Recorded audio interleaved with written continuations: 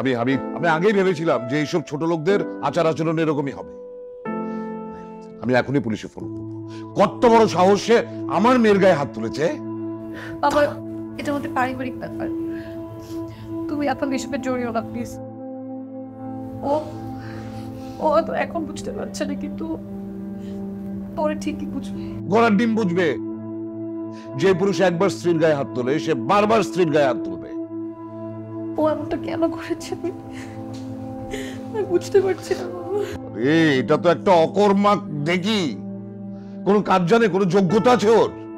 শুধু তোর জামাই বলে ওকে আমি আমাদের অফিসে এজিএম পদে জয়েনিং করিয়েছিলাম, যেখানে অন্য কম্পিটেন্ট এমপ্লয় ছিল।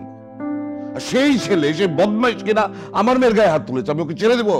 তুই তনু নিটওয়্যার ইন্ডাস্ট্রিজ এর এমডির একমাত্র মেয়ে, তোকে আমি এই ছেলের চেয়ে অনেক ভালো ছেলের সাথে বিয়ে দেবো। তুই দাঁড়া না, তোর গায়ে হাত তুলেছে না, আমি উকিলের সাথে কথা বলছি, কালকে আমি ডিভোর্সের জন্য ওকে উকিল নোটিশ পাঠানোর ব্যবস্থা করছি, তুই দেখবি।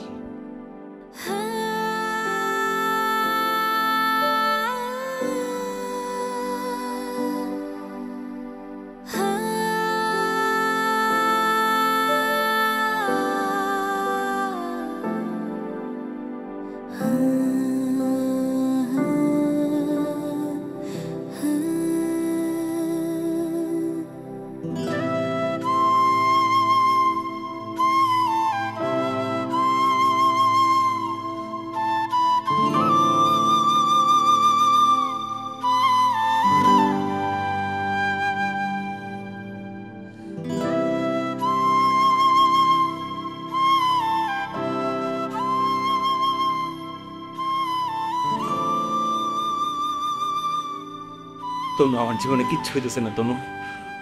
সবাই বলে আমি নাকি অফিসে নেপোটিজমের মাধ্যমে আসছে। আমার শ্বশুর এমডি, তাই আমি এজিএম হয়েছি। আমি অফিসের টেবিলে যখন বসি সবাই আমার দিকে তাকায় থাকে।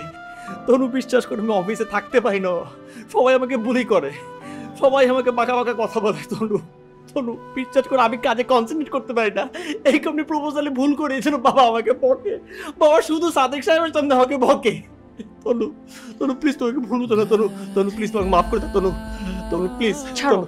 তনু প্লিজ, তনু তনু তনু তনু তুমি চলো তনু, তুমি আমার জীবনের তনু শেষ খড়কুটো, তোমাকে আঁকড়ে ধরে আমি বেঁচে আছি তনু, আমার কেউ নেই তনু, প্লিজ তুমি চলো আমার সাথে তনু, প্লিজ তনু, প্লিজ তুমি আমাকে ভুল বোঝো না তনু।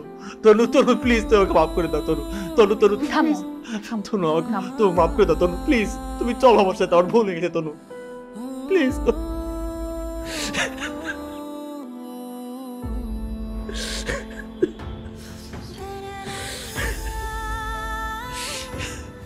কিছু খেয়েছো?